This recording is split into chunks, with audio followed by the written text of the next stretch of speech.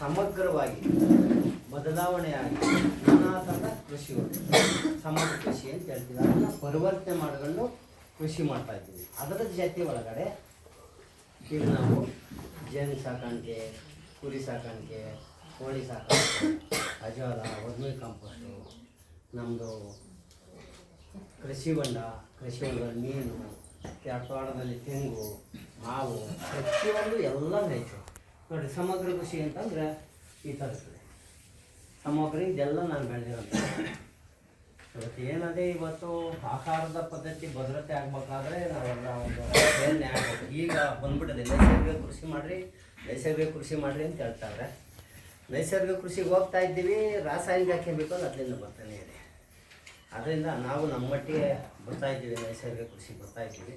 ಅದರಿಂದ ಸಮಗ್ರ ಕೃಷಿ ಜೊತೆ ಒಳಗಡೆ ನಾನು ಹೈನುಗಾರಿಕೆ, ಕುರಿ ಸಾಕಾಣಿಕೆ, ಕೋಳಿ ಸಾಕಾಣಿಕೆ ಎಲ್ಲನೂ ಒಂದು ಲಾಭದಾಯಕವಾಗಿ ಇವತ್ತು ಕೃಷಿ ಒಳಗಡೆ ನಾನು ಪರಿಣಿತನಾಗಿದೆ. ಅಂದರೆ ನಾನು ಓದಿರುವಂಥದ್ದು 4ನೇ ಕ್ಲಾಸ್ ಮಾತ್ರ. ಆದರೆ PhD ಮಾಡೋರಿಗೆ, AG ಮಾಡೋರಿಗೆ, ಸ್ಟೂಡೆಂಟ್ಗಳಿಗೆ, ಈಗ ಅಗ್ರಿಕಲ್ಚರ್ ಯೂನಿವರ್ಸಿಟಿ ಸ್ಟೂಡೆಂಟು, ಕೃಷಿ ಇಲಾಖೆಗೆ ಪ್ರತಿಯೊಬ್ಬರಿಗೂ ಕ್ಲಾಸ್ ತಗೊಂತೀವಿ. ಕ್ಲಾಸು ಅಂತಂದರೆ ನಾನೇನು ಓದಿಲ್ಲ, ಬರಿಲ್ಲ, ನಮ್ಮದು ಜೀನಿಂದ ಬಂದಿರುತ್ತೆ. ನಾವೆಲ್ಲ ಮಾಡ್ತಾಯಿದ್ವಿ. ಹಿಂದೆ ನಮ್ಮ ತಾಯಿ ಮಾಡ್ತಿದ್ರು, ಅದು ನೋಡಿದ್ರು ನಾವು ಮಾಡ್ತಾಯಿದ್ವಿ. ಅದ್ರ ಜೊತೆಗೆ ನಾವು ಇದನ್ನೆಲ್ಲ ಅಳವಡಿಸ್ಕೊಂಡು ಪೂರಕವಾಗಿ ನಾವಂತೂ ನೆಮ್ಮದಿ ಜೀವನ ಇದೆ. ಅಂದರೆ ನೆಮ್ಮದಿ ಅಂತಂದರೆ ಪೂರಕವಾಗಿ ಸ್ವತಂತ್ರವಾಗಿ ರೈತರು ಅಂತಂದರೆ ಇವತ್ತು ನಮ್ಮ ಪ್ರಪಂಚದ ಬೆನ್ನೆಲುಬು ಅಂತ ಹೇಳ್ತಾರೆ. ಆದರೆ ರೈತರಿಗೆ ಕಷ್ಟ ಸಿಗೋಂಥವು, ಬೀಳೋಂಥ ಕಷ್ಟ ಸಾಕಷ್ಟು ವಿಚಾರಗಳು ಆ ಕಡೆ ಇದೆ. ಸಾಕಷ್ಟು ಕಷ್ಟಗಳಿದೆ ಇವತ್ತು. ಯಾಕ ಅಂತಂದರೆ ಇವತ್ತು ರೈತ ಬೆನ್ನೆಲುಬು ಅಂತ ಹೇಳ್ತಾರೆ. ರೈತನಿಗೆ ಏನೂ ಸೆಕ್ಯೂರಿಟಿ ಇಲ್ಲ, ಏನಿಲ್ಲ. ಇವತ್ತು ನಮ್ಮ ಮಗ ಜಾಬಲ್ಲವನೇ, ಅವನಿಗೆ ಜೀಪ್ ಇರ್ತದೆ, ಅವನಿಗೆ ಗಂಡು ಕೊಟ್ಟವ್ರೆ, ಸೆಕ್ಯೂರಿಟಿ ಇರ್ತದೆ. ಇವತ್ತೊಂದು ರಾಜಕಾರಣಿಗಳಿಗೂ ಅಷ್ಟೇ, ಒಬ್ಬೊಬ್ಬರು ರಾಜಕಾರಣಿಗಳಿಗೂ ಒಂದೊಂದು ಎಲ್ಲ ಸೆಕ್ಯೂರಿಟಿ ಇರ್ತದೆ. ನಮ್ಮ ರೈತರಿಗೆ ಯಾರು ಸೆಕ್ಯೂರಿಟಿ ಇಲ್ಲ. ಸೆಕ್ಯೂರಿಟಿ ಯಾರು ನಮಗೆ ಅಂದರೆ ದೇವರೇ ಅಂತ ನಾನು ನಂಬಿದ್ದೇನೆ. ದೇವರು ಅಂತಂದರೆ ಇವತ್ತು ನಾವು ನೈಟಲ್ಲೆಲ್ಲ ಕೆಲಸ ಮಾಡ್ಕೋತೀವಿ, ತೋಟಗಳ ಕೆಲಸ ಮಾಡ್ಕೋತೀವಿ, ಸಾಕಷ್ಟು ಕಡೆ ಹಾವುಗಳಿರ್ತವೆ. ಇದುವರೆಗೂ ರೈತ 1 ಕೋಟಿಗೆ ಒಬ್ಬ ಏನೋ ಹಾವುಗಳು ಕಚ್ಚಿ ಸತ್ತೋಗಿರೋ ಅಂತ ನಾನು ನೋಡಿದ್ದೀನಿ ಅಷ್ಟೇ. ಯಾಕಂದರೆ ಆ ರೈತನ ಹೆಜ್ಜೆಜ್ಜಿಗೂ ದೇವರು ಕಾಯ್ತಾ ಇರ್ತಾನೆ. ಅದರಿಂದ ರೈತನಿಗೆ ಏನು ಸೆಕ್ಯೂರಿಟಿ ಬೇಡ. ಇವತ್ತು ನಾನೇ ರೈತ ಆಗ್ಬೋದು, ಇನ್ನು ಬೇರೆ ರೈತರಾಗ್ಬೋದು, ತುಂಬ ಇವತ್ತು ಕೃಷಿ ಒಳಗಡೆ ಪರಿಣಿತರಾಗಿ ಇವತ್ತು 50-60 ವರ್ಷ ಅಲ್ಲ, 70-80 ವರ್ಷ ಕೃಷಿ ಮಾಡ್ತಾ ಇರ್ತಾರೆ. ಯಾಕಂತಂದರೆ ಇವತ್ತು ಆಹಾರದ ಭದ್ರತೆ ತುಂಬ ಕಡಿಮೆ ಇತ್ತು ಹಿಂದಿನ ದಿನದಲ್ಲಿ.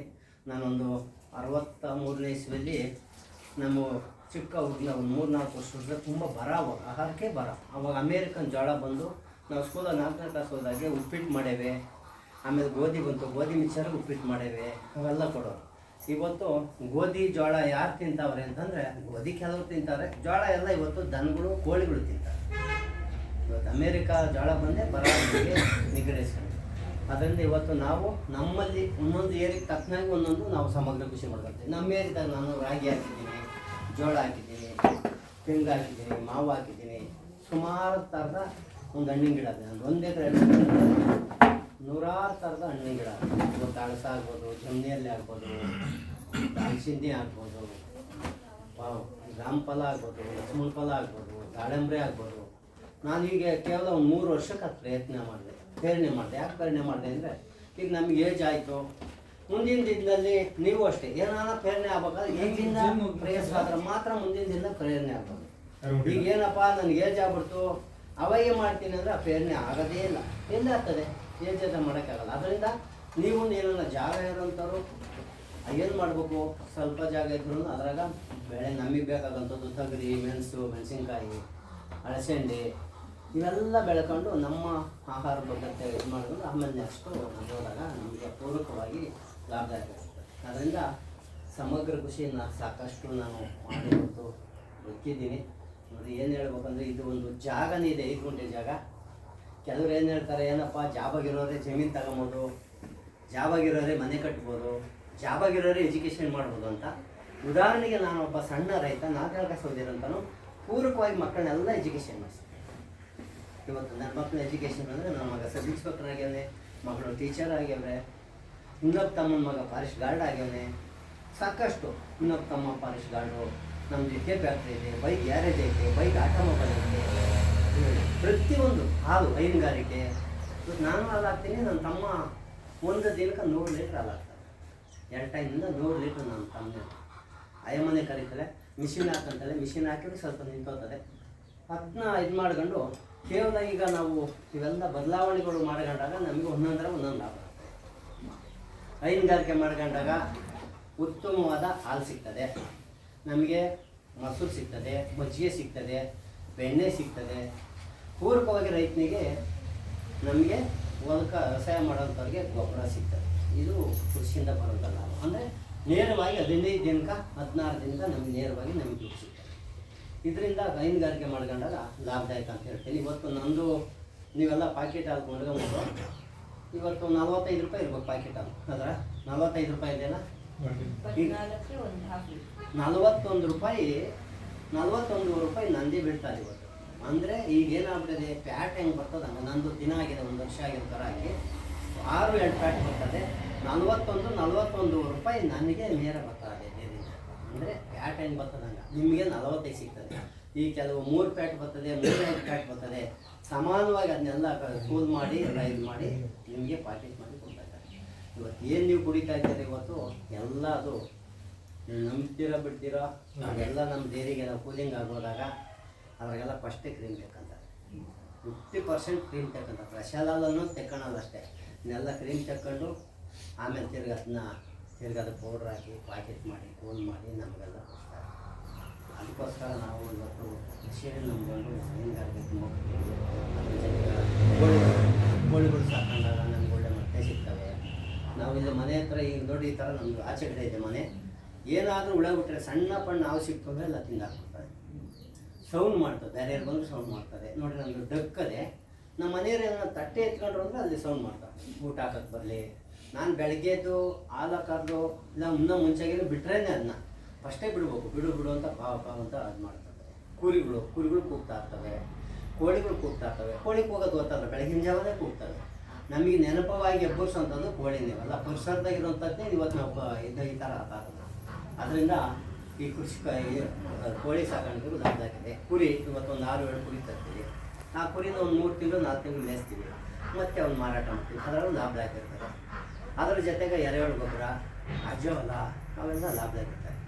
ಅದರ ಪ್ರಮುಖವಾಗಿ ನಮಗೆ ಲಾಭ ಅಂತಂದರೆ ಇವತ್ತು ನಮ್ಮ ಪ್ರಪಂಚದಲ್ಲಿ ನೀವು ನೋಡಿದ್ದೀರೋ ಬಿಟ್ಟಿದ್ವಿ ಅಲ್ಲ, ನಾನಂತೂ ಇದುವರೆಗೂ ಸುಮಾರು ದೇವಸ್ಥಾನಗಳಿಗೆ ಹೋಗ್ತೀನಿ, ಸ್ವಾಮೀಜಿಗಳು ತಕ್ಕ ಹೋಗಿದ್ದೀನಿ, ಕನ್ನೇರಿ ಮಠಕ್ಕೂ ಸಹ ಹೋಗಿದ್ದೀನಿ. ಕನ್ನೇರಿ ಮಠ ಸ್ವಾಮೀಜಿಗೂ ಸಹ ನಾನು ಖಾಲಿ ಬಿಟ್ಟು ನಮಸ್ಕಾರ ಮಾಡ್ತೀನಿ.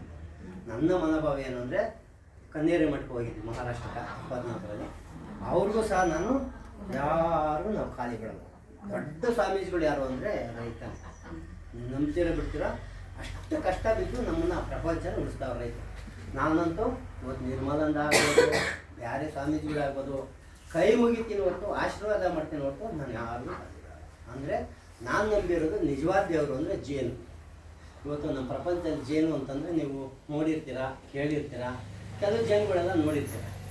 ನಮ್ಮ ಪ್ರಪಂಚದಲ್ಲಿ 4 ಥರ ಜೇನು ಅಂತ ನಾವು ಕರಿತೀವಿ. 4 ಥರ ಅಂದರೆ ಒಂದು ಹೆಜ್ಜೇನು ಅಂತೀವಿ, ಒಂದು ಮುಜಂಡಿ ಅಂತೀವಿ, ಒಂದು ಕೋಲ್ ಜೇನು ಅಂತೀವಿ, ಒಂದು ಮುಜಂಡಿ ಜೇನು ಅಂತ ಕರಿತೀವಿ. ನೋಡಿ ಜೇನುಗಳೆಲ್ಲ ಇದೆ, ಇದು ಹೆಜ್ಜೇನು. ಈ ಹೆಜ್ಜೆನ ಸ್ವಭಾವ ಏನು ಅಂತಂದರೆ ದೊಡ್ಡ ಎತ್ತರವಾದ ಬೆಟ್ಟ, ಎತ್ತರವಾದ ಬಿಲ್ಡಿಂಗು, ಎತ್ತರವಾದ ಮನೆ, ಎಲ್ಲಿ ಬೇಕಾದ ಕ್ಲೀನ್ ಇರೋಂಥ ಕಡೆ ಸೇರೋದು. ನೀವು ನಂಬ್ತಿರೋ ಬಿಟ್ಟರೆ ಇಲ್ಲಿ ಗ್ರಾಸ್ ಕಿರ್ಗಂತಲ್ಲಿ ಮೆಣಸಿನ್ಕಾಯಿ ಆಯ್ದು, ಅದು ಮೆಣಸಿನ್ಕಾಯಿ ಆಯ್ದು ತೆಗಿತಾರೆ, ಇಷ್ಟರಾಗೆ ಬಂದು ಕೂತ್ಕೊಂಡ್ಬಿಡೋದೆ. ಅವು ವಾತಾವರಣದಲ್ಲಿ ಅಲ್ಲೇ ಕೂತ್ಕೊಂಡೋದು, ಹಾಗೆ ಕಾಲ್ ಮಾಡೋದು 2-3 ನಿಮಿಷಕ್ಕೆ ಹೋಗಿ ತೆರವುಗೊಳಿಸ್ಕೊಂಡು ಅದನ್ನ ತೆರವುಗೊಳಿಸ್ಕೊಂಡು ಬೇರೆ ಕಡೆ ಬಿಡ್ತೀವಿ. ಈಜಾಗಿದ್ದರೆ ಕ್ರೈನ್ ಬಂದು ಕ್ರೈನಾಗ ಮ್ಯಾಕ್ ಹೋದ್ವಿ, ಇಲ್ಲಿಷ್ಟೇ ಮ್ಯಾಕ ಕ್ಯಾಚ್ ಮಾಡಿದ್ರೆ ತಗೊಂಡೋಗಿ ಬೇರೆ ಕಡೆ ಹೆಜ್ಜೆ ಅಂದರೆ ಹೆಜ್ಜೆದು ಅದು ಒಂದೇ ಇರ್ತದೆ, ಮಕರಂದ ಸಿಗ್ತದೆ, ಪರಾಗ ಸಿಗ್ತದೆ, ಜೇನುತುಪ್ಪ ಉತ್ಪನ್ನ ಮಾಡ್ತದೆ, ಮತ್ತು ನಮಗೆ ಇಳುವರಿ ಜಾಸ್ತಿ ಬರೋವಂಥದ್ದು ಮಾಡ್ತದೆ ಹೆಜ್ಜೆ. ಮತ್ತು ತುಡುವೆ ಜೇನು ಅಂತ ಕರಿತೀವಿ. ತುಡುವೆ ಜೇನು ಅಂದರೆ ಅದು 1ರಿಂದ 10 ತನಕ ಆಗ್ತದೆ. 1ರಿಂದ 10 ಅಂತಂದರೆ ಇವತ್ತು ನೋಡಿ ಈ ಥರ ಮಡಿಕೆ ಮಡಿಕೆ 1ರಿಂದ 10 ಅಂತಂದರೆ ಅದರ ಸ್ವಭಾವನೇ ಅದು. 1 ಕಟ್ಟಿ ಮಗ್ಲ ಗ್ಯಾಪ್ ಕಟ್ಕೊಂಡು ಹೋಗ್ತಾ ಇರ್ತದೆ. ಅದು 1ರಿಂದ 10 ಕಟ್ತಾ ಇರ್ತದೆ. ಅದು ವಾಸಿಸುವಂಥ ಜಾಗ ವಾಸಿಸುವಂಥ ಜಾಗ ಕತ್ಲು ಬೇಕು ಅದಕ್ಕೆ. ಮಕರಂದ ಪರಾಗ ತತ್ತದು ಬೆಳಕಾಗಿ ತತ್ತದು ಎಷ್ಟು ಸ್ವಾಭಾವಿಕ ನೋಡ್ರಿ. ಇವತ್ತು ನಾವು ಕತ್ಲಾಗಿರಿಯಲ್ಲಿ ಇರೋಕ್ಕಾಗಲ್ಲ, ಬೆಳಕು ಬೇಕು ನಮಗೆ, ಕತ್ಲು ಬೇಕು ಮಾನವನಿಗೆ. ಈ ಸುಡುವೆ ಜೇನು ಬೆಳಕಲ್ಲಿ ಮಕರಂದ ತತ್ತದೆ, ಕತ್ಲಲ್ಲಿ ವಾಸ ಮಾಡ್ತದೆ. ಅದರಿಂದ ಇದು ನಮಗೆ ಸಾಕಾಣಿಕೆ ಮಾಡೋಕೆ ಯೋಗ್ಯ ಜೇನು ಸುಡುವೆ ಜೇನು ಒಂದರಿಂದ ಹತ್ತಿ. ಮತ್ತು ಮೂರನೇದು ಬಂದು ಕೋಲ್ ಜೇನು ಅಂತ ಕರಿತೀವಿ. ಕೋಲ್ ಜೇನು ಬಂದು ಅದು ಒಂದು ಬೇಲಿ ಪಟ್ರೆ ಇಂಥ ಕಡೆ ಇರ್ತಿರ್ತದೆ, ಚಿಕ್ಕ ಚಿಕ್ಕದಾಗಿರ್ತದೆ, ಒಂದೇ ಕಡ್ಡಿ ಒಂದೇ ಏರಿ. ಇದ್ರಾಗ ನಾವು ತುಪ್ಪ ತೆಕ್ಕೊಂಬೋದು, ಮೇಣ ಉತ್ಪತ್ತಿ ಮಾಡ್ಕೊಂಬೋದು, ಮತ್ತು ಪಾಲಿನೇಷನ್ ಆಗ್ತದೆ, ಇಳುವರಿ ಜಾಸ್ತಿ ಬರ್ತದೆ, ಜೇನು ಮೇಣ ತೆಕ್ಕೊಂಬೋದು, ಇವೆಲ್ಲ ಇದರಿಂದ ಆಗುತ್ತೆ. ನಾಲ್ಕನೇದು ಬಂದು ಮುಜೇಂಡಿ ಅಂತ ಕರಿತೀವಿ. ಮುಜೇಂಡಿ ಅಂತಂದ್ರೆ ನಿಮಗೆ ಗೊತ್ತಾಗಲ್ಲ, ಅದು ಟಿಂಗ್ಲೆಸ್ ಬಿ ಅಂತೀವಿ, ಮುಜೇಂಡಿ ಅಂತೀವಿ. ಕೆಲವರಿಗೆ ಬೇಗ ಗೊತ್ತಾಗೋದು ಸೊಳ್ಳೆ ಜೇನು ಅಂತ ಗೊತ್ತಾಗ, ಮುಸ್ರೆ ಜೇನು ಅಂತಾರೆ, ನಾನಾ ಥರ ಕರೀತಾರೆ. ಟಿಂಗ್ಲೆಸ್ ಬಿ ಅಂತ ಕರೀತಾರೆ, ನಾವೆಲ್ಲ ಮುಜೇಂಡಿ ಅಂತ ಕರಿತೀವಿ, ಟಿಂಗ್ಲೆಸ್ ಅಂತ ಕರಿತೀವಿ. ಹಳ್ಳಿ ನೀವೆಲ್ಲ ಗೊತ್ತಾಗ್ತದೆ, ಹಳ್ಳಿ ಮಕ್ಕಳು ಕೆಲವ್ರಿಗೆ ಗೊತ್ತೇ ಸೊಳ್ಳೆ ಜೇನು ಅಂದರೆ ಬೇಗ ಗೊತ್ತಾಗ್ತದೆ. ಅದು ನಮಗೆ ಚುಚ್ಚಲ್ಲ, ಮಕ್ಕ ಬಂದು ಹೊಡೆದು ಗಾಬರಿ ಮಾಡ್ತಾರೆ. ಅದರಿಂದ ಇದು ಗುಡ್ಡ್ಯಾಕಾರ ಹೊಡಿತಾರೆ. ಇದರ ಜೇನುತುಪ್ಪ ಬಂದು 3,000 ರೂಪಾಯಿ ಇದೆ. ಕೋಲ್ ಜೇನು ಬಂದು 2,000 ರೂಪಾಯಿ ಇದೆ. ಇದು ಮಾಮೂಲಿ ನಾವು ಕೂಮನಿ ಕೊಟ್ಟರು ಒಂದು ರೇಟು, ಮಾಮೂಲಿಯಲ್ಲಿ ಕೊಟ್ಟರೆ ಒಂದು ರೇಟು. ಇವೆಲ್ಲ ಇವನಿಗಳು ಈ ಥರ ಇದ್ದಾಗುತ್ತೆ.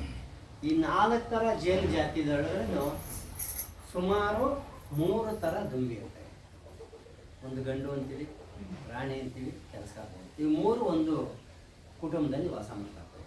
ನಾವು ಈಗ ಮನೆಯಾಗ ಅಂತಂದ್ರೆ ನೋಡಿ, ಇವತ್ತು ನಮ್ಮ ಮಕ್ಕಳೇ ಯಾರಲ್ಲ, ನಾವು ನಮ್ಮ ಹೆಂಡತಿ ಇಬ್ಬರೇ ವಾಸ ಮಾಡ್ತಾ ಇದ್ದೀವಿ.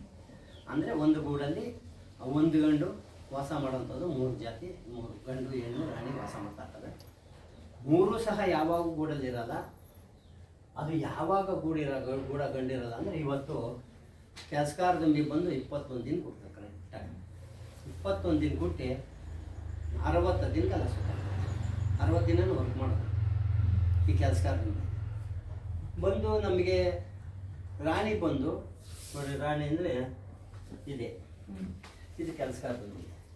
ರಾಣಿ ಬಂದು 16 ದಿನ ಕೊಡ್ತದೆ, 2 ರಿಂದ 3 ವರ್ಷ ಕೊಡ್ತದೆ.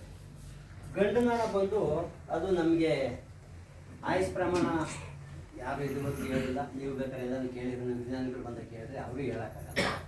ನಾನೇ 45 ವರ್ಷ ನಾನು ವಿಜ್ಞಾನಿ ಅಂದರೆ 100 ನಾನು ವಿಜ್ಞಾನಿ, ನಾನೇ ಕಂಡಿಡಿಯೋಕ್ಕಾಗಲ್ಲ. ಅಂದರೆ ಅದು ಆಯುಷ್ ಪ್ರಮಾಣ ಹುಟ್ಟಕ್ಕೆ ಮಾತ್ರ ಹೇಳ್ತೀವಿ 24 ದಿನಕ್ಕೆ. ಸಾಯೋದು ಯಾವ ಬೇಕಾದ್ರೂ ಸಾಯ್ಬೋದು. ಇವು 3 ಒಂದು ಗೂಡಲ್ಲಿ ವಾಸ ಮಾಡ್ತಿರ್ತವೆ. ಒಂದೊಂದು ಜಾತಿಯ ವರ್ಣೆ ಒಂದೊಂದು ಥರ ಇರ್ತದೆ. ಕೆಲಸಗಾರ ದುಂಬಿ ವರ್ಣೆ ಏನು ಅಂದರೆ 21 ದಿನ ಕೊಡ್ತದೆ. 21 ದಿನ ಕೊಡ್ತಂಥ ಜೇನು ಕೆಲಸಗಾರ ದುಂಬಿ 30-32 ದಿನಕ್ಕೆ ಹಾರಾಟ ಕಲಿತದೆ.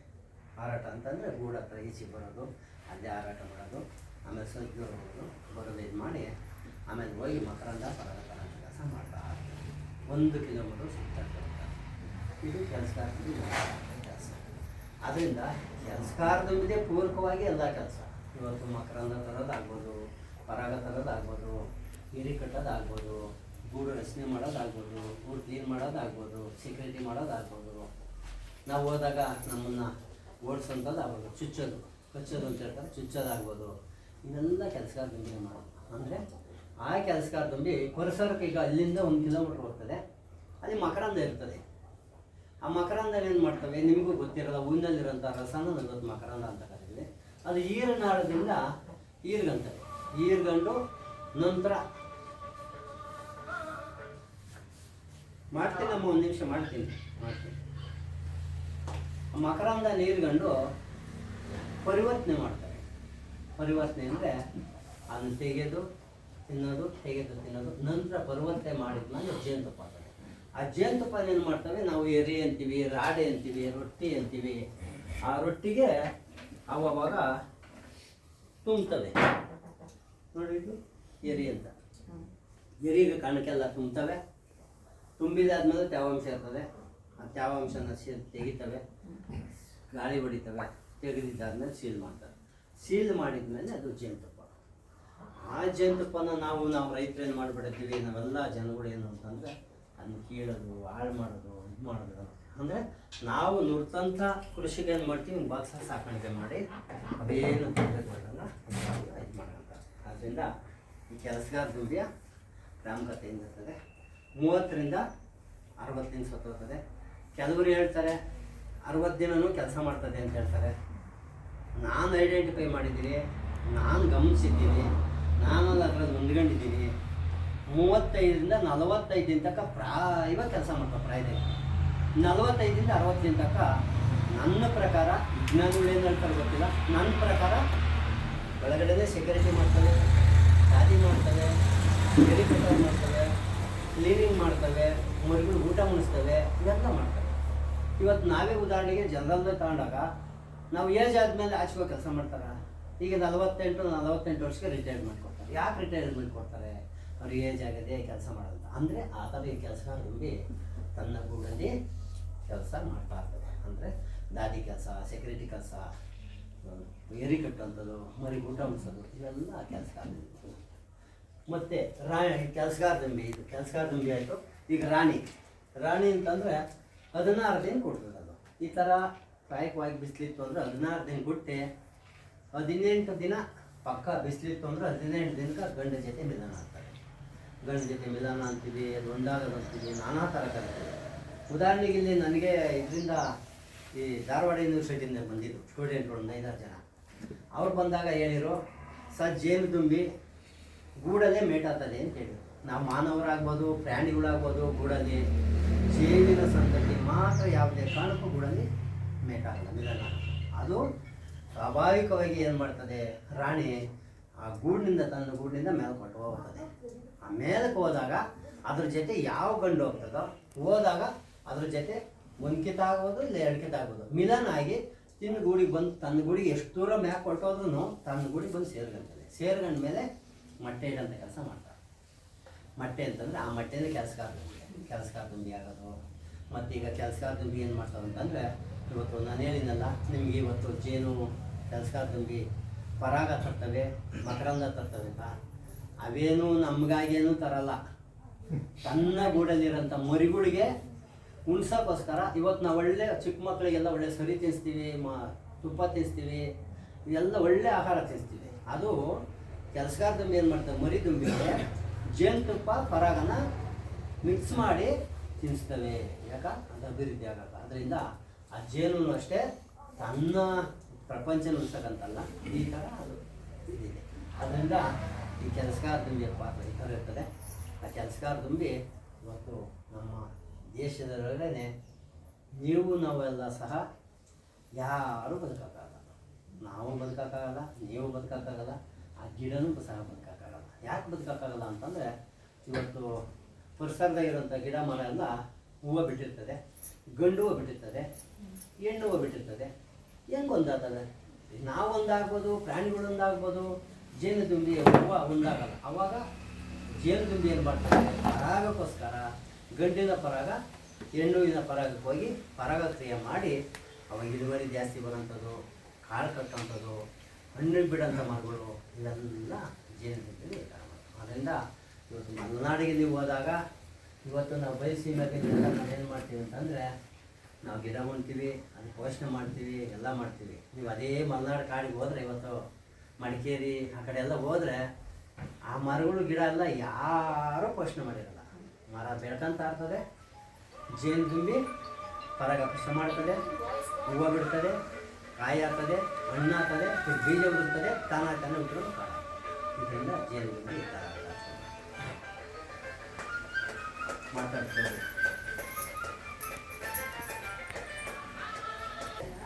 ಈ ಗಂಡು ಹೇಳಿದೆಲ್ಲ ಅದು ರಾಣಿ, ಹೊಸ ರಾಣಿ ಆದಾಗ ಮಿಲನ ಆಗಕ್ಕೆ 16ರಿಂದ 18 ದಿನದೊಳಗಡೆ, ಮಾಡಾಯಿತು ಅಂದರೆ 20 ದಿನದೊಳಗಡೆ ಮೇಟಾಗಿ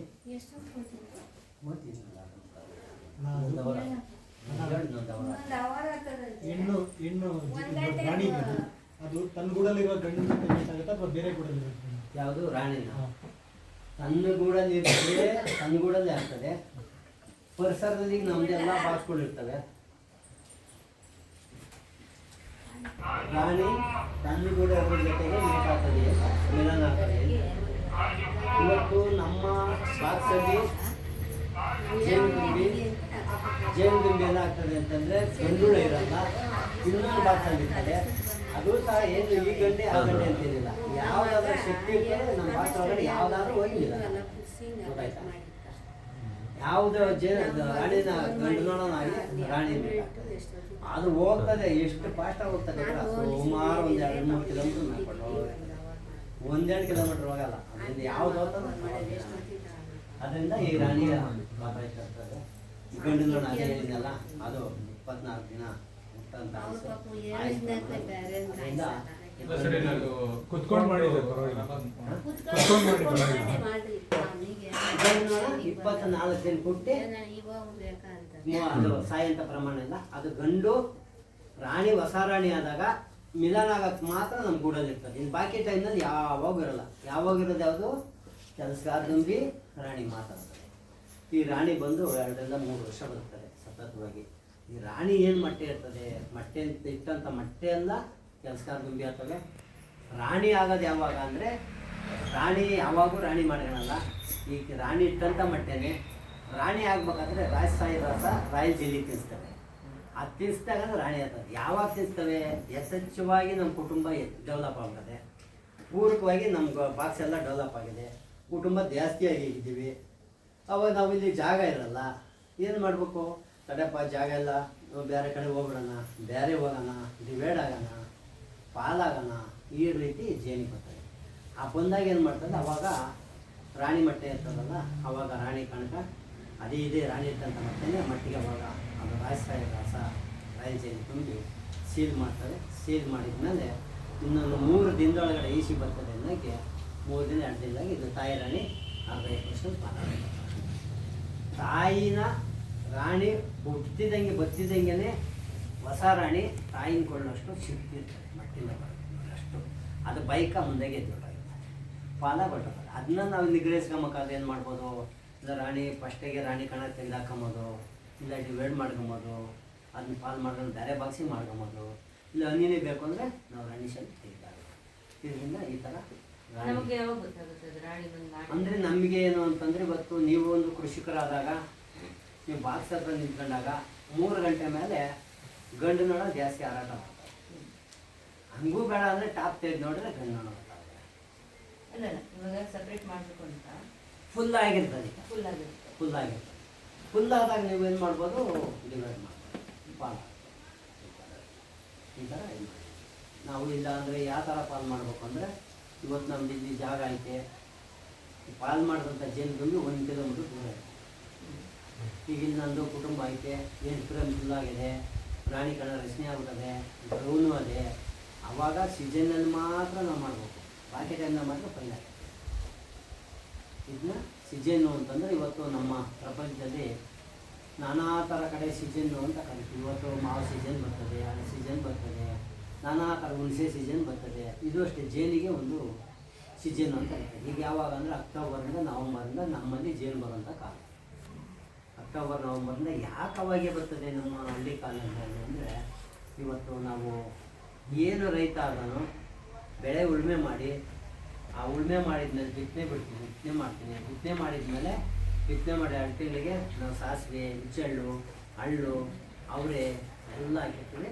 ಅದರಲ್ಲಿ ಒಂದು 2 ತಿಂಗಳಿಗೆ ಹೂವು ಸ್ಟಾರ್ಟ್ ಆಗ್ತದೆ. ಅದರಾಗ ಜೇನು ಬರೋಂಥ ಕಾಲ ಅಂತ ಹೇಳ್ತಾರೆ ಡಿಸೆಂಬರ್. ಮತ್ತೆ ಇನ್ನು ನಮಗೆ ಜೇನು ಬೇಕು, ಯಾವಾಗೂ ಜೇನು ತೆಗಿಬೇಕು ಅಂದರೆ ಮಲೆನಾಡು ಕಡೆ ಹೋದರೆ ಏಪ್ರಿಲ್ ಮಾರ್ಚಿಗೆ ಅಲ್ಲಿ ಜೇನು ಬರೋಂಥ ಕಾಲ. ಮತ್ತು ಏಪ್ರಿಲ್ ಮಾರ್ಚ್ ಮುಗಿತಿದ್ದಂಗೆ ಉತ್ತರ ಕನ್ನಡ ಹೋದರೆ ಅಲ್ಲಿ ಜೇನು ಬರೋಂಥ ಕಾಲ. ಇದು ಸ್ಥಳಾಂತರ ಜೇನು ಕೃಷಿ ಮಾಡೋಂಥದ್ದು. ಈಗ ನಾವು ಸ್ಥಳೀಯವಾಗಿ ಮಾಡೋವಂಥದ್ದು ಈ ಥರ ಮಾಡ್ಬೋದು. ಅಕ್ಟೋಬರ್ ನವಂಬರ್ನ ಡಿಸೆಂಬರ್ ತನಕ ಇರ್ತದೆ. ಜನವರಿ ಫೆಬ್ರವರಿ ಇರ್ತದೆ, ಕಮ್ಮಿ ಇರ್ತದೆ, ಕಮ್ಮಿ ಪ್ರಮಾಣ ಇರ್ತದೆ ಜೇನು ಮಕರಂದ ಸಿಗೋದು. ಈ ಥರ ಇರ್ತದೆ. ಇವತ್ತು ಏನಾಗ್ಬಿಟ್ಟದೆ, ಇವತ್ತು ಜೇನುಗಳದ್ದು ಎಲ್ಲನೂ ಕಾಂಪಿಟೇಷನ್ ಆಗ್ತದೆ. ಜೇನುತುಪ್ಪ ಅಂತಂದ್ರೆ ಇವತ್ತು ಏನು ಮಾಡ್ತಾರೆ, ಇವತ್ತು ನಾನು ಮಂಗೇನಿನೇ ಕೊಡ್ತೀನಿ ಅಂತ ಹೇಳ್ತಾರೆ, ನೇರ್ಲೆನಿನೇ ಕೊಡ್ತೀನಿ ಅಂತ ಹೇಳ್ತಾರೆ, ತುಳಸಿನೇ ಕೊಡ್ತೀನಿ ಅಂತ ಹೇಳ್ತಾರೆ, ನಾನಾ ಥರದ ಹಣ್ಣಿನ ಇಂಥದ್ದೇ ಕೊಡ್ತೀವಿ ಅಂತ ಹೇಳ್ತಾರೆ. ನಮಗೆ ಅದು ಇಷ್ಟ ಆಗಲ್ಲ. ಹೆಂಗಾಗ್ತದೆ, ಈಗ ನೀವೇ ಉದಾಹರಣೆಗೆ ಈಗ ನಮ್ಮಲ್ಲಿ ಬಂದಿದ್ದೀರಾ, ಇಲ್ಲಿ ನಮ್ಮಲ್ಲಿ ನೀವು ಪರಿಸರ ನೋಡ್ರಿ, ಒಂದೇ ಥರದ ಹೂವು ಯಾವಾಗದೆ, ಯಾವುದೇ ಪರಿಸರಕ್ಕೆ ಹೋಗ್ರಿ, ಮಲೆನಾಡಿಗೆ ಹೋಗ್ರಿ, ಉತ್ತರ ಕನ್ನಡ ಹೋಗ್ರಿ, ಒಂದೇ ಥರದ ಹೂವು ಪ್ರಮಾಣ ಜಾಸ್ತಿ ಇರ್ತದೆ. ಪೂರಕವಾಗಿ ಒಂದೇ ಹೂವು ಇರಲ್ಲ. ಅಂದರೆ ಪ್ರಮಾಣ ಅಂದರೆ ಒಂದು 50% ಜಾಸ್ತಿ ಇರ್ತದೆ. ಅದು ಯಾವುದೇ ಕಾರಣಕ್ಕೂ ಒಂದು ಥರದ್ದು ಇರಲ್ಲ. ಈಗ ನೇರ್ಲೆದೆ ಅಂತ ಹೇಳ್ತಾರೆ, ನೇರ್ಲೆ ಮರತಾಗ ಬೇರೆ ಹೋಗ್ಬಿಟ್ರಲ್ಲ, ನೆಲ್ಲೆ ಟೈಮ್ನಲ್ಲಿ ಹುಣಸೆ ಹೋಗ ಬೇರೆ ಬಿಟ್ರಲ್ಲ ಅಂದರೆ ಅವು ಹೇಳ್ತಾರೆ ಪ್ರಮಾಣ. ಹೇಳೋಂಥದ್ದು ನಾವು ಕೇಳೋಂಥದ್ದು, ಅದು ನಾವು ಹೇಳಲ್ಲ, ನಾವು ಇದು ಮಾಡಲ್ಲ. ಇವತ್ತು ಉದಾಹರಣೆಗೆ ನಾನು ನಿಮಗೆ ಎಲ್ಲರಿಗೂ ಮೋಸ ಮಾಡ್ಬೋದು, ಮೋಸ ಮಾಡೋನು ಒಬ್ಬನೇ, ಮೋಸ ಹೋಗೋದು 100 ಜನ ಇರ್ತಾರೆ. ಅದಕ್ಕೋಸ್ಕರ ಇವತ್ತು ನನಗೆ 45 ವರ್ಷ ಜೇನು ಕೃಷಿಗಾದ್ರೂ ನನ್ನ ಜೊತೆಗೇ ನನ್ನ ಹತ್ರ ತರಬೇತಿ ಪಡ್ಕೊಂಡೋಗಿರೋಂಥವ್ರು ಕಾಂಪಿಟೇಷನ್. ಇವತ್ತು ಕಾರ್ಗಳು ಕುತ್ಕೊಂಡು ಡ್ರೈವರ್ ನಿಂತ್ಕೊಂಡು ಎಲ್ಲ ಕಮರ್ಷಿಯಲ್ ಮಾಡ್ತಾರೆ, ಕಮರ್ಷಿಯಲ್ ಆಗ್ತಾರೆ ಎಲ್ಲ ಜೇನು ಕೃಷಿ. ಅಂದರೆ ಇವತ್ತು ಹುಳ ಬಾಕ್ಸ್ ಮಾರಾಟ ಮಾಡೋದು, ಕುಟುಂಬ ಮಾರಾಟ ಮಾಡೋದು, ಜೇನು ತುಪ್ಪ ತೆಗೆಯೋದು, ಬೇರೆ ಕಡೆಯಿಂದ ಜೇನು ತರೋದು, ಬಾಟ್ಲು ಮಾಡೋದು, ಸೇಲ್ ಮಾಡೋದು, ಈ ಥರ ಎಲ್ಲ ಆಗಿ ನಮ್ಮ ಕಣ್ಣೆದ್ರಿಗೆ ನಾನು ಅಯ್ಯೋ ದೇವ್ರೆ ಏನಪ್ಪ ಇದು, ನಾನು ಇಲ್ಲೇ ಇದ್ದೀನಿ ಅಂದರೆ ನಾನು ಅಂದ್ಕೊಂಡೆ ನಮ್ಗೆ ಎಂದೂ ಹೋಗೋದು ಬೇಡ, ನನಗೆ ದೇವರನ್ನು ಶಕ್ತಿ ಕೊಟ್ಟಂತೆ ಸಾಕಂತೆ ಮಾಡೋದು, ನಾನು ಕಳಿವಾಗಿ ಜೇನು ಕೃಷಿ ಮಾಡ್ತಾರೆ. ಅದರಿಂದ ಜೇನಿನ ಒಳ್ಳೆ ಜೇನಿನ ಇದು ಇವತ್ತು ಜೇನು ಅಂತ ತಿಳ್ಕೊಂಡ್ವಿ. ಇವತ್ತು ಕೆಲಸಗಾರ ತುಂಬಿ 1 ಕಿಲೋಮೀಟ್ರ್ ಹೋಗ್ತದೆ ಅಂತ ನಿಮ್ಗೆ ಐಡಿಯಾ ಇಟ್ಬೇಕು. ಹೆಂಗೆ ಬರ್ಬೋದು, ಏನಾದರೂ ಐಡಿಯಾ ಇದೆ? ಇವತ್ತು ನೀವು ಬರ್ಬೇಕಾದ್ರೆ ಇವತ್ತು ಲೊಕೇಶನ್ ಕಳಿಸ್ತೀನಿ, ನಿಮಗೆ ಬರ್ಬೇಕಾದ್ರೆ ಬೆಂಗಳೂರಿಂದ ಜೇನು ತುಂಬಿ ಲೊಕೇಶನ್ ಕೇಳಲ್ಲ, ರೋಡ್ ಕೇಳಲ್ಲ, ರನ್ವೇ ಕೇಳಲ್ಲ, ಈಗ ಪ್ಲೇಟ್ಗೂ ದಿಕ್ಸಿಜ್ ಇರ್ತದೆ, ಏನು ಕೇಳಲ್ಲ. ರಾಣಿ ಏನು ಮಾಡ್ತದೆ ಅಂದರೆ ಪೆರ್ಮಾನು ಅಂತ ಸ್ಮೆಲ್ ಬಿಟ್ಟದೆ. ರಾಣಿ ಪೆರ್ಮಾನು ಅಂತ ಸ್ಮೆಲ್ ಬಿಡ್ತದೆ, ಪೆರಮಾನು ಸ್ಮೆಲ್ನ ಈ ಕೆಲಸಗಾರ ತುಂಬಿ ಅದನ್ನ ಹಿಡ್ಕೊಂಡು ಆಚೆ ಹೋಗ್ತಾರೆ. ಅಲ್ಲಿಂದ ಮತ್ತೆ ಆ ಗುಡಿಗೆ ಈ ಥರ ಜೇನಿನ ಒಂದು ಅಂದ್ರೆ ಇಲ್ಲಿ ಬಾಕ್ಸ್ ರಾಣಿ ಇರುತ್ತೆ, ಅದು 1 ಕಿಲೋಮೀಟರ್ ದೂರ. ಈ ರಾಣಿ ಏನು ಮಾಡ್ತಾರೆ, ಪೆರ್ಮಾನಲ್ಲಿ ಸ್ಮೆಲ್ ಇಲ್ಲಿ ಒಳಗಡೆನೆ ಬಿಟ್ಟಿರ್ತಾರೆ. ಮತ್ತು ಒಗ್ಗರಣೆ ಹಾಕೋದು ಮನೆಗೆ ಹಾಕಿದ್ರೆ ಎಷ್ಟು ದೂರ ಅಡ್ಕೊಂಡಿರ್ತದೆ, ಅಂದರೆ ಆ ಸ್ಮೆಲ್ ತಗೊಂಡಿರ್ತದೆ ಅದು ಕೆಲಸಗಾರದಲ್ಲಿ. ಪೆರ್ಮಾನ್ ಸ್ಮೆಲ್ನ ತಗೊಂಡಿರ್ತದೆ, ಅದು ಮುಟ್ಕೋದು ಏನಾದಾಗ ಅದು ಆಚೆ ಹೋಗ್ತದೆ, ತಿರ್ಗಿ ಆ ಸ್ಮೆಲ್ ಮುಖಾಂತರ ಡೈರೆಕ್ಟಾಗಿ ಬಾಕ್ಸ್ ಅಂದ್ರೆ ಹತ್ತಿರ ಬಂದಾಗ ಅಷ್ಟೇ ಸ್ಮೆಲ್ ಅವ್ರಿಗೆ ಗೊತ್ತಾಗಲ್ಲ. ಎಷ್ಟು ದೂರನೇ ಇರಲಿ, ನಿಮ್ಮ ಮ್ಯಾಲ್ಗಡೆ ಬತ್ತಾ ಕಾಣಿಸಲ್ಲ, ಬಾಕ್ಸ್ ತಗೊಂಡಾಗ ಅದೇ ಬಾಕ್ಸ್ ಇರುತ್ತೆ. ಪಕ್ಕದಾಗ ಇಕ್ಕಿದೆ, ಈಗ 1 ವಾರ ಆಯ್ತು ನಂದು, ಅದು ತುಂಬ ಇದ್ದು ಒಂದು 20 ಬಾಕ್ಸು ಪೈನೀರ್ ತುಂಬಿ ಎಲ್ಲ ಕಳಿಸ್ದೆ, ಅವನು ನೋಡ್ಬೇಕಾಯ್ತು. ಇವತ್ತು ನೀವೇ GKVT ಟ್ರೈನಿಂಗ್ ಹೋಗ್ರಿ, ಹೋದಾಗ ಏನು ಹೇಳ್ತಾರೆ ಗೊತ್ತಾ, ನಮಗೆ ಜೇನು ಸಾಕಾಣಿಕೆ ಮಾಡೋಕ್ಕೆ ಜಾಗ ಬೇಕು, ಜೇನು ಸಾಕಾಣಿಕೆ ಮಾಡೋಕ್ಕೆ ಶಕ್ತಿ ಬೇಕು, ಎಲ್ಲ ಕೇಳ್ತಾರೆ. ಪೇಸಿಂಗ್ ಎಲ್ಲ ಬೇಕು. ಒಂದು ಜೇನು ಬಾಕ್ಸು 1 ರಿಂದ 20 ಅಡಿ ಇಕ್ಬೇಕು ಅಂತ ಹೇಳ್ತಾರೆ. 20 ಅಡಿ ಇಕ್ಕಕ್ಕೆ ಎಲ್ಲಿ ತೆಗ್ದಿರೋ ಜಾಗ? ಇವತ್ತು ನಮಗೆ 30-40 ಸೈಟ್ ಇರ್ತದೆ, ನಾವು ಮನೆ ಕಟ್ಕೊಂಡಿರ್ತೀವಿ, ಅದರ ಗಾರ್ಡನ್ ಎಲ್ಲೋ ಚಿಕ್ಕದ ಮಾಡ್ಕೊಂಡಿರ್ತೀವಿ, ಅದ್ರಾಗ ಎಷ್ಟು ಇಡ್ಬೋದು? 20-20 ಇಕ್ಕಿದ್ರೆ ಎಲ್ಲಿ ಇಡ್ಬೋದು? 3/4 ಸೈಟಾಗ 2 ಬಾಕ್ಸ್ ಇಡ್ಬೋದು. ನೋಡಿ ಈ ಥರ ಅಂದರೆ ಜೇನು ಕೃಷಿ ಅನ್ನೋದು ತುಂಬ ಈಜಿ. ಪ್ರಾಮಾಣಿಕತೆ ಹೇಳ್ಬೇಕಂದ್ರೆ ತುಂಬ ಈಜಿ. ನಾವು ಸಹ ಸುಮ್ಮನೆ ಇದ್ರೂ ಜೇನಲ್ಲಿ ಸುಮ್ಮನೆ ಇರೋದು, ಅದು ವರ್ಕ್ ಮಾಡ್ತಾರೆ, ತುಂಬ ಶ್ರಮಜೀವಿ. ಅದರಿಂದ ಜೇನು ಸಾಕಾಣಿಕೆನ ಏಜ್ ಆಗಿರೋರು ಮಾಡ್ಬೋದು, ಹುಡುಗರು ಮಾಡ್ಬೋದು, ಪ್ರತಿಯೊಬ್ಬರೂ ಮಾಡ್ಬೋದು. ನೋಡಿ ಈಗ 2 ವರ್ಷ ಮಗ, ಅವಾಗಿನ ಜೇನುಗಳೆಲ್ಲ ತಿನ್ನೋದು, ಇಟ್ಕೊಳ್ಳೋದು, ಜೊತೆ ಕೊಡೋದು. ಈಗ ಮೊಮ್ಮಕ್ಕಳುಗಳೆಲ್ಲ ಅವರೆಲ್ಲ ಪ್ರೇರಣೆ ಆಗ್ತಾರೆ. ಈಗೆಲ್ಲ ಪ್ರೇರಣೆ ನಮ್ಮದೇ ಕಾಯಿಲೆ, ಯಾರ್ದು ಅಲ್ಲ. ಜೇನುಳ ರಾಣಿ ಯಾವ ಥರ ಇರ್ತದೆ, ಅದನ್ನ ಹೆಂಗೆ ಸಂರಕ್ಷಣೆ ಮಾಡಬೇಕು, ಹೆಂಗೆ ಬಾಕ್ಸಿಗೆ ಸೇರಿಸ್ಬೇಕು, ನಾವೆಲ್ಲ ಪರಿಸರದಂತ ಸೇರಿಸೋಂಥ ಸ್ವಭಾವ ನಮ್ಮ. ನಾವು ಯಾಕಂದ್ರೆ ಕಮರ್ಷಿಯಲ್ ತಂದು ಮಾಡೋದು. ಮೊನ್ನೆ ಒಂದು ಸೈವಿಂಗ್ ಮಾಡ್ತಾ ಇದ್ದೆ ಇಲ್ಲಿ ನರಮಲ್ಲಿಗೆ ಹತ್ರ, ಅವರು ದವನ ಫ್ಯಾಕ್ಟ್ರಿ ಮಾಡೋರು. ಯಾಕಂದ್ರೆ ಅವ್ರ ಮೈಂಡ್ ಎಷ್ಟು ಪಾಠ ಇರಬೇಕು ಸರ್ ಅಂದರು. ಯಾಕಪ್ಪ ಅಂದರೆ ನೀವು ಜೇನು ತುಂಬಿನ ಯಾವಾಗ ಬಂದು ಹಿಡ್ಕೊಂಡು ಹೋಗ್ತಾನೆ ಇರ್ತೀರಲ್ಲ, ಆರ್ಟಿಫಿಷಿಯಲ್ ಮಾಡೋಕ್ಕಾಗಲ್ಲ ಅಂತ. ಇವತ್ತು ನಮ್ಮ ಪರಿಸರದಲ್ಲಿ ಯಾವ ಮನುಷ್ಯನಾಗಲಿ ಆರ್ಟಿಫಿಷಿಯಲ್ ನಮ್ಮ ಪ್ರಕೃತಿನ ಮಾಡಬೇಡಿ. ನೋಡೋಣ ಅವ್ನ ಮನೆ ನಾನು ಸಾಯ್ತಾಗ ಜಿದ್ದೆ ಗಾಳಿನ ಪ್ರಕೃತಿ ಇದು ಮಾಡೋಕ್ಕತ್ತದ, ಆರ್ಟಿಫಿಷಿಯಲ್ ಮಾಡೋಕ್ಕತ್ತದ, ಬಿಸಿಲನ್ನ ಮಾಡೋಕ್ಕತ್ತದ, ಮರನ ಮಾಡೋಕ್ಕತ್ತದ, ನೀರನ್ನು ಮಾಡೋಕ್ಕತ್ತದ, ಭೂಮಿನ ಮಾಡೋಕ್ಕತ್ತದ. ಅದರ ನಾವು ಆರ್ಟಿಫಿಷಿಯಲ್ ಮಾಡ್ಕೊಬೋದು. ಏನಾರ ಬೆಳೆಗಳು ನೋಡ್ರಿ ಹಂಗೆ ಕೇಳಿದ್ರು ಅವ್ರೇನು ದವನ ಆಯ್ತಿಗೆ ಅಂತ ಮಿಷಿನ್ ಹಾಕ್ಯಾನ ಮನುಷ್ಯ. ನೋಡು ಏನು ಸರ್ ನೀವು ಯಾವಾಗ ಹಿಡಿತಾನೆ ಇರ್ತೀರ, ಎಲ್ಲ ಹೋಗ್ತಾ ಇರ್ತೀರ, ಪರಿಸರ ಹಿಡಿತಾ ಇರ್ತೀರ, ಎಷ್ಟೊಂದು ಹಿಡಿತೀರ, ಹೋದಾಗೆಲ್ಲ ಏನು ಮಾಡ್ತೀವಿ, ಹಿಡಿತೀನಪ್ಪ. ಆರ್ಟಿಫಿಷಿಯಲ್ ಮಾಡೋದು ಏನು? ಆರ್ಟಿಫಿಷಿಯಲ್ ಮಾಡೋಕ್ಕೆ ಬುಕ್ಕ, ಅದರ ಡ್ರಾಯಿಂಗ್ ಮಾಡೋಕ್ಕೆ ನೋಡಿ. ಇಂಥ ಜನ ಎಷ್ಟು ಥರ ಎಂತೆಂಥ ಥರ ಜನ ಕೇಳ್ತೀವಿ. ಅಂದರೆ ಕೇಳ್ತೀವಿ, ಏನು ಉತ್ತರ ಹೇಳಪ್ಪ, ಅವ್ರ ಮನೋಭಾವ, ಅವ್ರ ಮೈಂಡ್ ಆ ಥರ ಇರ್ತದೆ. ಅದರಿಂದ ಇವತ್ತು ಜೇನಿನೊಳಗಡೆ ಇವತ್ತು ಜೇನು ಸಾಕಾಣಿಕೆ ಮಾಡಿದ್ರೆ ನಮಗೆ ಜೇನು ತುಪ್ಪ ಸಿಗ್ತದೆ, ಜೇನು ಮೇಣ ಸಿಗ್ತದೆ, ಮತ್ತು ಜೇನುತುಪ್ಪದಿಂದ ನಮಗೆ ಒಳ್ಳೆ ಲಾಭದಾಯಕ ಇರ್ತದೆ. ಇವೆಲ್ಲ ನಮಗೆ ಜೇನು ಸಾಕಾಣಿಕೆ ಮಾಡಿದ್ರೆ ಲಾಭದಾಯಕ. ಈ ಸಿಟಿ ಒಳಗಡೆ ಈಗ ಬಾಗಲಕೋಟೆ ಯೂನಿವರ್ಸಿಟಿ ನನ್ನ ವಿಡಿಯೋಲ್ಲ ಕಳಿಸ್ತೀನಿ. ಲೇಡೀಸು ಅವರು ಮನೆಗಳಲ್ಲೇ ಮಾಡ್ಬೇಕು ಅಂತ ಇದು ಮಾಡ್ತಾರೆ. ಅವ್ರಿಗೆ ಒಂದು ವಿಡಿಯೋನ ಕಳಿಸಿದ್ದೀನಿ. ನಾನು ಹೇಳಿದೆ ಬರೇ ಹೆಣ್ಮಕ್ಳವರು ಒಂದು ಸಂಘ ಮಾಡ್ಕೊಂಡಿರ್ಬೋದು, ಅವ್ರಿಗೊಂದು ಕ್ಲಾಸ್ ಕೊಡ್ರಿ, ಆಮೇಲೆ ಅವ್ರಿಗೆ ಇದು ಮಾಡೋಣ. ಇವತ್ತು ಜೇನು ಅಂತಂದ್ರೆ ಇವತ್ತು ಜೇನು ಸಾಕಾಣಿಕೆ ಮಾಡ್ತಾ ಇರ್ತೀವಿ, ಜೇನಿಗಾಗಿ ತೊಂದರೆಗಳು ಆಗ್ತವೆ. ಈಗ ಪ್ರತಿಯೊಂದಕ್ಕೂ ತೊಂದರೆ ಆಗ್ತವೆ, ಜೇನಿಗೂ ತೊಂದರೆ ಆಗ್ತದೆ. ಜೇನಿನ ಶತ್ರುಗಳು ಅಂತ ಕರಿತೀವಿ ನಮಗೆ. ಜೇನು ಅಂತಂದ್ರೆ ಇವತ್ತು ಜೇನಿನ ಶತ್ರು ಅಂದರೆ ಮಾನವ. ಫಸ್ಟು ಯಾರು ಮಾನವ ಅಂದರೆ ನಾವೇ. ನಾವಾಗ್ಬೋದು, ನೀವಾಗ್ಬೋದು, ಎಲ್ಲರೂ ಆಗ್ಬೋದು. ತಿಳುವಳಿಕೆಯಿಂದ ಮಾನವ ಅಂತ ಕರಿತೀವಿ ನಾವು. ಜೇನಿನ ಶತ್ರು, ಅವನು ಕಿತ್ತಾಕೋದು, ಹಾಳು ಮಾಡೋದು, ಸುಟ್ಟಾಕೋದು ಎಲ್ಲ ಮಾಡ್ತಾನೆ. ಅವನು ಜೇನಿನ ಶತ್ರು ಅಂತ ಕರಿತೀವಿ. ಕರಡಿ, ಮತಿಕೇತ, ಇರುವೆ, ಒದ್ದ, ಈಗ ಕಣಜ, ಜೇನಿನ ಡಾಗೆ ಇವೆಲ್ಲ ಜೇನು ತಿಂದೇ ಬದುಕೊಂತಾರೆ. ಅದರಿಂದ ಇವನ್ನ ಜೇನಿನ ಶತ್ರುಗಳು ಅಂತ ಕರಿತೀವಿ. ಅದನ್ನ ನಿಗ್ರಹಿಸ್ಕೊಂಡು ನೀವು ಜೇನು ಸಾಕಾಣಿಕೆ ಮಾಡಿದಾಗ ಪೂರಕವಾಗಿ ನಾನು ಒಂದು ವರ್ಷದಲ್ಲಿ ಒಂದು ಬಾಕ್ಸಲ್ಲಿ 2 kg ತೆಗಿಬೋದು, 3 kg ತೆಗಿಬೋದು, 4 kg ತೆಗಿಬೇಕು. ಒಳ್ಳೆ ಮಕರಂದ ಪರಾಗ ಸಿಗಬೇಕು ಅಂದರೆ ಒಂದು 6 kg ತನಕ ಒಂದು ವರ್ಷದಲ್ಲಿ ಸಿಗೋದು ಸೀಜನ್ನಲ್ಲಿ. ಈ ಥರ ತೆಗೆದಾಗ ಈ ಬಾಕ್ಸ್ನಲ್ಲಿ ಈ ಥರ ಮಾಡ್ಬೋದು. ಈ ಥರ ಜೇನುತುಪ್ಪ, ಜೇನು ಮೇಣೆಲ್ಲ ನಮಗೆ ಆದಾಯಕ್ಕೆ ಇರ್ತದೆ.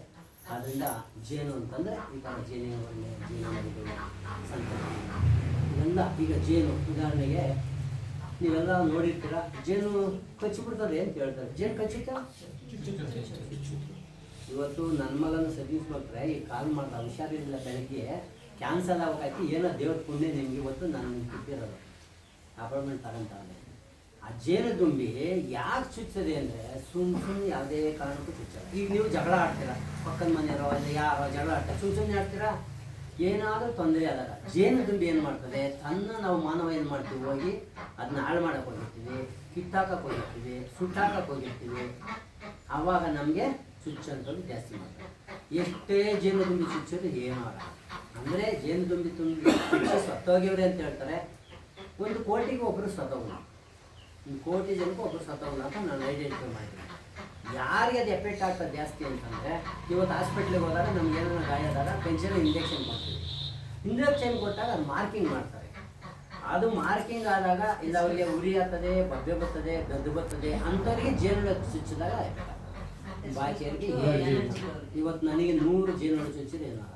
ನನ್ನ ಬಾಡಿನೇ ಫುಲ್. ಈಗ ಈ ಭಾಗಕ್ಕೂ ಅದು ಚುಚ್ಚಾಕಾಗಲ್ಲ, ಈ ಭಾಗಕ್ಕೂ ಚುಚ್ಚಾಕಾಗಲ್ಲ, ಯಾವ ಭಾಗಕ್ಕೂ ಅದು ಬಂದು ನನಗೆ ಚುಚ್ಚಕ್ಕೆ ಆಗಲ್ಲ. ಅಷ್ಟು ಹಾಳಾಗ್ತದೆ. ಅದು ಚುಚ್ಚಿದಾಗ ನೀವೇನು ಮಾಡಬೇಕು, ನಿಗ್ರಹಿಸ್ಕೊಬೇಕು.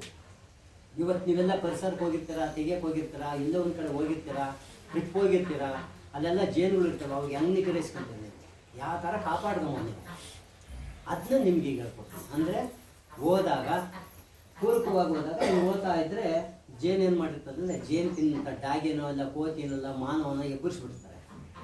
ಆ ಕ್ವಾಪ್ಗೆ ಏನು ಮಾಡ್ತದೆ, ಅವ್ರು ಹೊರಟೋಗ್ತಿರ್ತಾರೆ, ನಾವು ಓದ್ತೀವಲ್ಲ ನಮ್ಮನ್ನು ಅಟ್ಯಾಕ್ ಮಾಡ್ತಾರೆ. ಅವ ಜಾಗೃತವಾಗಿ ನೀವು ಹೆಣ್ಮಕ್ಳಾದವರು ಇಲ್ಲ ಅಂತಂದರೆ ಒಂದು ರೇಲೋ ಏನೋ ಮುಚ್ಕೊಂಬೇಕು, ಕೈ ಪೈ ಆಡಿಸ್ಬಾರ್ದು. ಕೈ ಪೈ ಆಡಿಸಿ ಒಂದು ಟಾಕ್ತು ಅಂತಂದರೆ ಒಂದು ನಮ್ಮನ್ನೇ ಅಟ್ಯಾಕ್ ಮಾಡ್ತಾರೆ. ಆ ಜೇನಿಗೂ ನಮಗೂ ಒಂದೇ ಸ್ಮೆಲ್ ಆಗ್ತದೆ. ಹೇಳಿದ್ನಲ್ಲ ಸ್ಮೆಲ್, ಕರ್ನಾನ್ ಸ್ಮೆಲ್ಲು. ಜೇನು ಎಲ್ಲಿ ನಮಗೆ ಚುಚ್ತದೆ, ಆ ಚುಚ್ತಿದಂಗೆ ಗೂಡಿಗೆ ಅದು ಒಂದೇ ಸ್ಮೆಲ್ ಆಗಿರ್ತದೆ. ಹೊರದೇ ತಡ ರಪ ರಪ ರಪ ಚುಚ್ಚೋದೇ ನಮ್ಮನ್ನು. ಅವ ನೀವೇನು ಗ್ರಹಿಸ್ಬೇಕು, ಒಂದೇನು ಚುಚ್ತು ಅಂದರೆ ಬೇಗವಾಗಿ ಅಲ್ಲೇನ ಪರಿಸರದ ಸೊಪ್ಪಿರ್ತದೆ, ಆ ಸೊಪ್ಪನ್ನು ಕಿತ್ಕೊಂಡು ಉಜ್ಬಿಡ್ಬೇಕು. ಆ ಮುಳ್ಳನ್ನ ಗೀರ್ ತೆಗೆದಾಕ್ಬೇಕು. ಈ ಕೀಳು ತೆಗಿಬೇಕು, ಗೀರ್ ತೆಗೆದ್ಬಿಟ್ಟು ಆ ಸೊಪ್ಪು ಉಜ್ಬಿಡ್ರಿ, ಚೇಂಜ್ ಆಗಿರ್ತದೆ. ನಾವು ನಮ್ಮ ಮನೆಯಲ್ಲಿ ತೋಟಕ್ಕೆ ಹೋಗ್ತಾ ಇದ್ವಿ, ಹಿಂಗೆ ಬಿಸಿಲು ಈ ಟೈಮಿಗೆ ಹೋಗ್ತಾ ಇದ್ವಿ, ಮನೆ ತೆಗೆದ್ರು ಟವಲ್ ಹಿಂಗೆ ಮೇಲೆ ಹಾಕೊಂಡಿದ್ದೆ ಬಿಸಿಲು ಅಂದ್ಬಿಟ್ಟು. ಗಾಡಿ ಹೋಗ್ತಾ ಇದ್ದೀನಿ, ಟವಲ್ ಒಂದಾಗ ಹೋಯ್ತು, ಬಿಲ್ಡಿಗೆ ಅಟ್ಯಾಕ್ ಮಾಡ್ತಾರೆ. ಅಲ್ಲಿ ತೋಟಕ್ಕೆ ಹೋಗಿ ಎಷ್ಟು ಅಟ್ಯಾಕ್ ಮಾಡಿದ್ರು ಗೊತ್ತಾ, 10 ಬಂದು ಅಟ್ಯಾಕ್ ಮಾಡೋದು. ಅವಾಗ ಏನು ಮಾಡಿದೆ, ಆ ಟವಲ್ನ ಅವ್ರು ನಮ್ಮ ಬರಬಾರ್ದು ದೂರ ಅಂದೆ, ದೂರ ಹೊರಟೋಗಿದ್ದೆ. ಆ ಟವಲ್ನ ತಿಸಾಡ್ದೆ, ಬಕೆಟ ನೀರಿಟ್ಟಿದ್ದೆ, ನೀರಟ್ಟು ಅದೇ ತೊಳ್ಕೊಂಡೆ, ಹತ್ತಿರಕ್ಕೆ ಹೋಗೋದು. ಇಲ್ಲ ಅಂದರೆ ಪೂರ್ಕವಾಗಿ ಬಂದು ಅಟ್ಯಾಕ್ ಮಾಡೋದು. ಅವಾಗ ಅಟ್ಯಾಕ್ ಮಾಡಿದಾಗ ವಿಲ್ ಮಾತ್ರೆ ತಗೊಂಬೋದು, ಇಲ್ಲ ಅಂತಂದ್ರೆ ಫಸ್ಟು ಮುಳ್ಳು ತಿಕ್ಕೊಂಬೇಕು. ಅವಾಗ ಹಾಸ್ಪಿಟ್ಲಿಗೆ ಹೋದಾಗ ಕೆಲವ್ರದ್ದು ಬೈಕ ಇದೇನಾಗಿದೆ ಅಂದರೆ ಎಲ್ಲ ಆಗೋದು ಬೈಕ ಅವರು ಅಟ್ಯಾಕ್ ಆಗಿದ್ದಾರೆ. ಅದರಿಂದ ಜೇನು ಸಾಕಾಣಿಕೆಯಿಂದ ಈ ತೊಂದರೆ ಆಗೋದು ನಿಮಗೆ ಕ್ಲಿಯರ್ ಮಾಡ್ತಾ ಇದ್ದೀನಿ. ಈಗ ಜೇನು ಅಂತಂದರೆ ಇವತ್ತು ಜೇನನ್ನ ಸಂರಕ್ಷಣೆ ಮಾಡ್ಕೊಬೇಕಾದ್ರೆ, ತೆಗಿಬೇಕಾದ್ರೆ ನೀವೇನು ಮಾಡ್ಕೊಬೋದು. ಇವತ್ತು ನಾನೇನೋ ತೆಗಿತೀನಿ, ನಾನೇನು ಹಾಕೋಣಲ್ಲ, ನನಗೆ ತೆಗಿತೀನಿ, ಮುಖದೆಲ್ಲ ಏನೆಲ್ಲ ಹಂಗೆ ತೆಗಿತೀನಿ, ನನಗೆ ರೂಢಿಯಾಗಿದೆ. ಮುಖಕ್ಕೆ ಸಹ ನೋಡಿ, ನಿನ್ನೆ 1 ಅವರ್ ಮುಂದೆ ಚುಚ್ಚಿರೋಕ್ಕೆ ಇಲ್ಲಿ ಕಿವಿಯಾಗಲ್ಲ, ಮನೆ ಬಂದು ತೆಗ್ಸಾಕೊಂಡೆ. ಮಿರರಲ್ಲಿ ನೋಡಿದೆ, ಮಿರರಲ್ಲಿ ನೋಡೋಕ್ಕೂ ನನಗೆ ಟೈಮ್ ಇಲ್ಲ, ಮನೆ ಬಂದು ತೆಗ್ಸಾಕೊಂಡೆ. ಮುಳ್ಳು ಇಲ್ಲಿ ಕಿವಿಯಾಗಲ್ಲ, ಒಂದು 5 ಆರು ಹೊಡಿತೀನಿ, ಐವಿಂಗ್ ಮಾಡಿ ಅಂದರೆ ನಮಗೇನಾಗಲ್ಲ. ಮುಳ್ಳು ತೆಗೆದುಬಿಟ್ರೆ ನೋವು ಕಮ್ಮಿ ಆಗ್ತದೆ, ಯಾವುದೇ ಜನ. ಈ ಥರ ಆಗಿ ಅದಕ್ಕೆ ನಿಗ್ರಹಣೆ ಮಾಡ್ಕೊಳಕ, ನಿರ್ವಹಣೆ ಮಾಡ್ಕೊಳಕ ಇವತ್ತು ಜೇನಿಗಾಗಿ ಮುಖ್ಯಪರ್ದೆ ಅಂತ ಮಾಡ್ಯಾರ. ನೋಡಿ ಜೇನಿಗೆ ಮುಖಬರ್ತೆ ಈ ಥರ ನೀವು ಮುಖಬರ್ತೆ ಹಾಕೊಂಡಾಗ ಏನಾಗ್ತದೆ ಜೇನು ನಮಗೆ ಚುಚ್ಚಲ್ಲ. ಕೈ ಇರ್ತದೆ, ಕೈಗೆ ಏನು ಮಾಡಬೇಕು, ಎಂಗಲ್ಸ್ ಹಾಕೋಬೇಕು.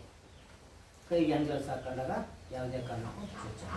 ಆವಾಗ ಪೂರಕವಾಗಿ ಇವತ್ತು ಜೇನು ತುಂಬಿನ ನಾವು ನಿಗ್ರಹಿಸ್ಕೊಂಡು ಮಾಡೋಣಂಥ ಉದ್ದೇಶನೇ ನಮ್ಮ ಕುಟುಂಬ ಉಳಿಸ್ಬೇಕು ಅಂತ ನಾವು ಅಂದರೆ ಉದ್ದೇಶವೆಲ್ಲ ಬಳಸೋದೇನಕ ಅಂದರೆ ನಮ್ಮ ಕುಟುಂಬ ಉಳಿಸ್ಕೊಬೇಕು ಅಂತ ನಾವು ಜೇನು ಕೃಷಿಕರು ನಿಮಗೆಲ್ಲ ಹೇಳ್ಕೊಡ್ತಾರೆ. ಇವತ್ತು ಜೇನು ಇರ್ತದೆ, ಅದು ಬಂದು ಚುಚ್ತಾ ಇದ್ದಾಗ ಚುಚ್ಚಿದಂಥ ಜೇನು ತುಂಬಿ ಎಲ್ಲ ಸತ್ತೋಗ್ತದೆ.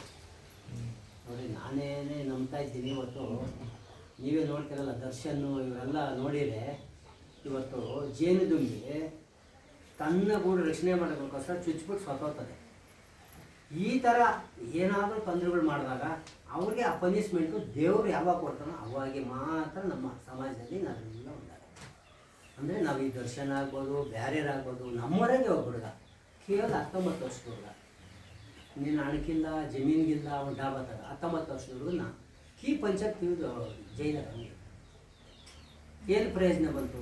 ಅವ್ನು ಸಾಯಿಸಿ ಇವತ್ತು ಅವನು ಹೋದ ನೇಮಗ ಅವನು ಇಬ್ಬರು ಹೆಣ್ಮಕ್ಳು ಏನು ಮಾಡ್ಬೇಕು ಅವನು ಕಾಟಿಗೆ ತಿಳಿದಾನೆ. ಇನ್ನು ಬೇಲೆ ಅವನು ಹಾಗೆ ವರ್ಷ ಆಯಿತು ಆಗ್ತದ ಇಂಥವೆಲ್ಲ ಮಾಡಿಲ್ಲ. ಅದು ನಾನು ದೇವ್ರೇನು ಬೇಡ ಅಂತ ಅಂತೀನಿ. ನಮಗೆ ಕಾನೂನು ಬೇಡ, ಇದು ಬೇಡ. ದೇವರೇ ನೋಡಪ್ಪ, ಜೇನು ದುಂಬಿ ಆ ಥರ ನಮಗೆ ಅಟ್ಯಾಕ್ ಮಾಡಿ ಜೇನು ದುಂಬಿ ಸತ್ತೋದಲ್ಲ, ಆ ಥರ ಪಲ್ಯ ಮಾಡಿದ್ರೆ ಸತ್ತೋಗಂಥ ಶಕ್ತಿ ದೇವ್ರು ನೀನು ಕೊಡಪ್ಪ ಅವನಿಗೆ ಪಲ್ಯ ಮಾಡ್ದವನಿಗೆ ಅಂತ ನಾನು ದೇವ್ರನ್ನ ಬೇಡಿಕೆ ಮಾಡ್ತಾ ಇದ್ದೀನಿ. ನನ್ನ ಬೇಡಿಕೆ ಯಾವಾಗ ಏನಾಗ್ತದೆ ಗೊತ್ತಿಲ್ಲ, ಆ ಥರ ಇದೆ. ಅದರಿಂದ ಇವನ್ನ ನಿಗ್ರಹಿಸ್ಕೊಂಡು ಮಾಡೋಂಥದ್ದು ಇದು. ಅಲ್ಲಿಗೂ ಸಹ ಇವತ್ತೇನಾಗಿದೆ, ನಮ್ಮ ಜೇನು ಚುಚ್ಚುವಂಥದ್ದು ಜಾಸ್ತಿ ಆಗ್ಬಿಡ್ತದೆ. ಅವಾಗ ನಾವೇನು ಮಾಡಬೇಕು, ಸ್ಮೋಕರ್ ಕೊಡ್ಬೇಕು, ಸ್ಮೋಕ್ ಕೊಡ್ಬೇಕು, ಹೊಗೆ ಕೊಡ್ಬೇಕು. ಜೇನಿಗೆ ಹೊಗೆ ಕೊಟ್ಟಾಗ ಅದು ಚುಚ್ಚುವಂಥದ್ದು ಕಡಿಮೆ ನಮಗೆ. ಲೋಕಿನ ಬಾಂಧಮ್ಮ ಊಟ ಇಟ್ಕೊಂಡು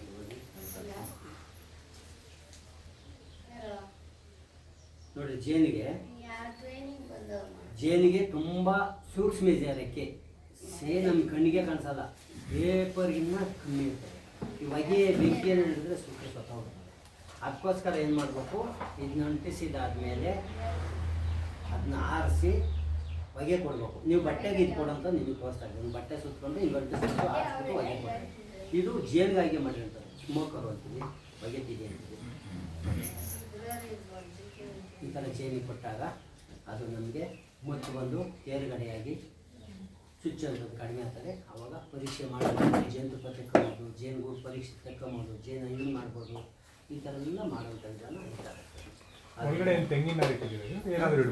ತೆಂಗಿನ ಜುಂಜಿ ಇಡ್ಬೋದು, ಚೀಲ ಇಡ್ಬೋದು, ವೇಸ್ಟ್ ಇಡ್ಬೋದು, ನಮ್ದು ಹಳೆ ಕಾಟನ್ ಬಟ್ಟೆ ಇಡ್ಬೋದು. ಕಾಟನ್ ಬಟ್ಟೆ ಅಂದರೆ ಈಗ ಬನ್ನಿನ ಬಟ್ಟೆ ಬರ್ತಲ್ಲ ಕಾಟನು, ಯಾವುದಿಟ್ರು ಅದು ಉರಿತು ಸ್ವಲ್ಪ ಹೊತ್ತು ಆರಿಸ್ಬಿಟ್ರೆ ಉರಿತಾ ಇರ್ತದೆ. ಬೆಂಕಿ ಇಡ್ಬೋದು, ಬೆಂಕಿನ ಅಲ್ಲಿ ಇಟ್ಟರೆ ಸುಟ್ಟೋದು.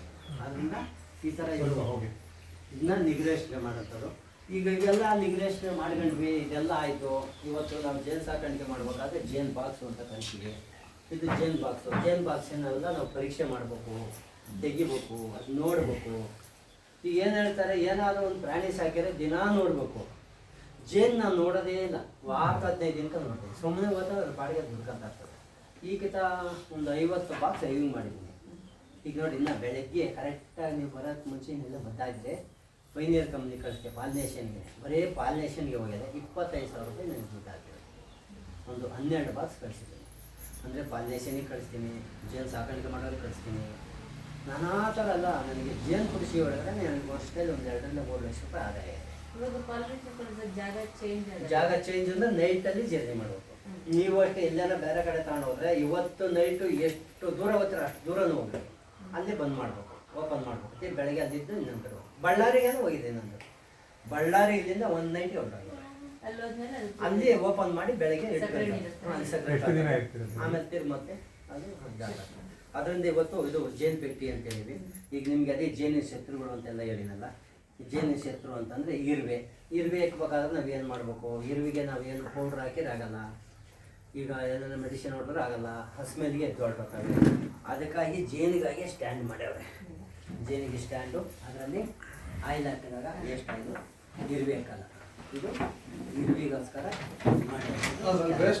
ಅದರಲ್ಲೇ ಬಿದ್ದೋಗುತ್ತಲ್ಲ.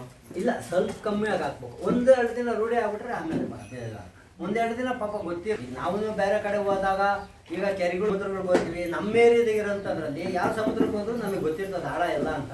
ಅವು ಹೊಸ್ತಾಗಿದ್ದಾಗ ಏನಾಗ್ತದೆ ಅವಕ್ಕೆ ಗೊತ್ತಾಗಲ್ಲ, ಬಿದ್ದುಬಿಟ್ಟು ಸೋತೋಗ್ತವೆ. ಈಗ ಬೇರೆ ಕಡೆ ಸಮುದ್ರಕ್ಕೆ ಹೋದ್ರೆ ನಾವು ದೊಡ್ಡ ದೊಡ್ಡ ಸಮುದ್ರಕ್ಕೆ ಹೋದ್ರೆ ಬಿದ್ದು ಹೋಗಲ್ಲ, ಅದು ಗೊತ್ತಿರಲ್ಲ, ಆಳ ಗೊತ್ತಿರಲ್ಲ, ನೀರು ಹೆಂಗೆ ಹೇಳ್ಕೊಳ್ಳೋದು ಗೊತ್ತಿರಲ್ಲ. ಅದೇ ನಮ್ಮ ಏರಿಯಾದಾಗಾದ್ರೆ ನಮಗೆ ಗೊತ್ತಿರ್ತದೆ. ಅದು ಅವಾಗ ಅಂತ ಟೈಮ್ ಸ್ವಲ್ಪ ಕಮ್ಮಿ ಆಗ್ತದೆ. ಅದರಿಂದ ಪಾಲಿನೇಷನ್ಗೆ ಎಷ್ಟು ದಿನ ಕಳಿಸ್ತೀರಾ ಸರ್? ಪಾಲಿನೇಷನ್ಗೂ ಕಳಿಸ್ತೀವಿ, ರೆಂಟ್ಗೂ. ಅಲ್ಲ ಎಷ್ಟು ದಿನ ಇರುತ್ತೆ ಅಲ್ಲಿ? ಅಲ್ಲಿ ಬೇಕಾಗಿರೋದು 3 ದಿನ, 7 ದಿನ ಇಸ್ಕೊಂತಾರೆ. 200 ರೂಪಾಯಿ ಒಂದು ದಿನಕ್ಕೆ ರೆಂಟ್ ಚಾರ್ಜ್. ಓಕೆ. ರೆಂಟು ಕೊಟ್ಟು ನೋಡಿದ್ರೆ ಈಗ ರೆಂಟ್ ಬಿಟ್ಬಿಟ್ಟು ಸೇಲ್ಸ್ಗೆ ಕೊಡ್ತಾ ಇದ್ದೀವಿ.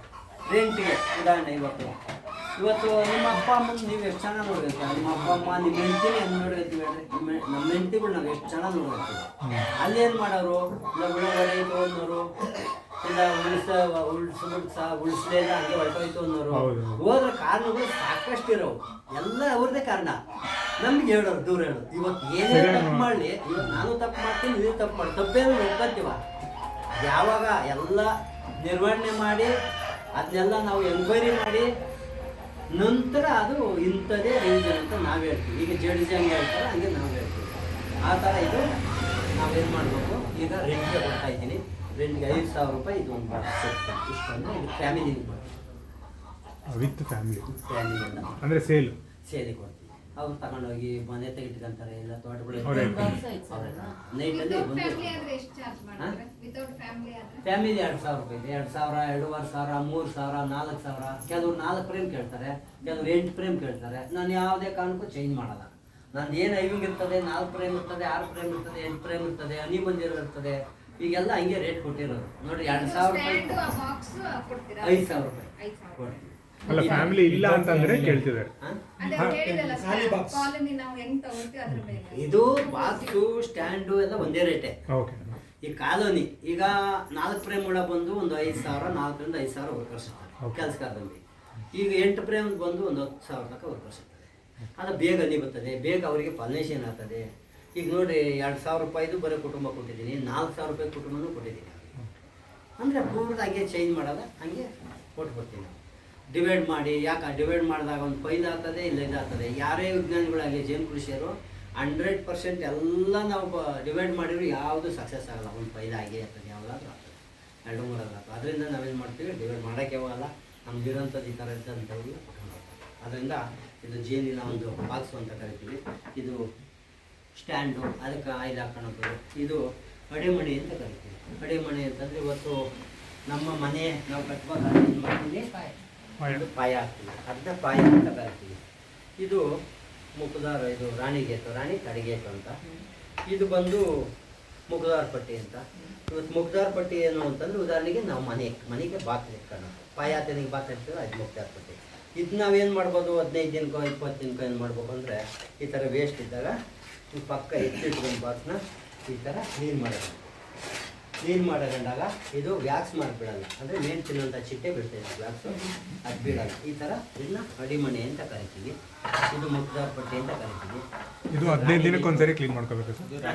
ಯಾವಾಗ ತಿಂಗಳಿಗೆ 1-2 ತಿಂಗಳಿಗಿಂತ ಮಾಡಬೇಕು. ಮತ್ತೆ ಬಂದು ನಾವೀಗ ಸಂಸಾರ ಕೋಣೆ ಅಂತ ಕರಿತೀವಿ. ಸಂಸಾರ ಕೋಣೆ ಚೌಕಟ್ಟು ದೊಡ್ಡದಾಗಿರ್ತದೆ. ಯಾಕೆ ದೊಡ್ಡದಾಗಿರ್ತದೆ, ಯಾಕೆ ಅಂತಂದರೆ ಉದಾಹರಣೆಗೆ ಇವತ್ತು ನಮ್ಮ ಮನೆಯಲ್ಲಿ ಒಂದು ಹಾಲು ಮಾಡಿರ್ತೀವಿ. ಯಾರೇ ಮನೆ ಕಟ್ಟಲಿ ಒಂದು ಹಾಲು, ಜನ ಜಾಸ್ತಿ ಬಂದಾಗ ಕುಟುಂಬ ಸೇರ್ಕೊಳಕ